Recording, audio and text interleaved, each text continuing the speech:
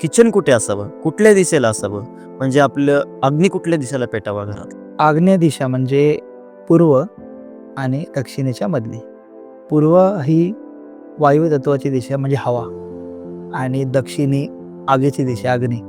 तर अग्नी जेव्हा पेटते आणि वारा लागतो तर जी भडकते जिकडे, म्हणजे जेव्हा आग पेटते तुम्ही बघितलं असेल तेव्हा वारा लागतो तर आग भडकते. तर त्यांचा जो मध्यबिंदू आग्नेय दिशा, पूर्व आणि दक्षिणेच्या मधली आग्नेय दिशा, तिथे किचन असावं.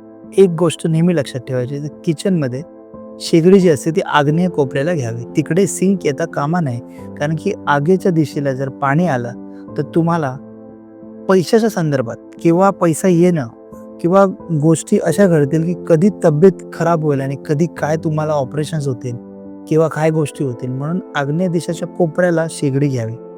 तुमचा जो सिंक असतो बेसिन, तो कधीही किचन रूमच्या डाव्या बाजूला असावा. ओके.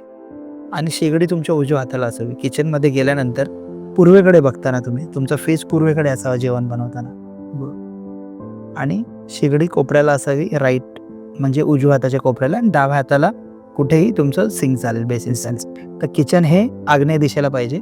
आणि जसं मी सांगितलं, आणि किचनमध्ये ज्या तुम्ही गोष्टी, जसं तुमचे डबे झाले, म्हणजे ट्रॉली सोडून डबे होतात किंवा आणि काय जड वस्तू असतात किंवा किचनचं काय सामान असतं, ते तुमच्या उजव्या हाताला असावं.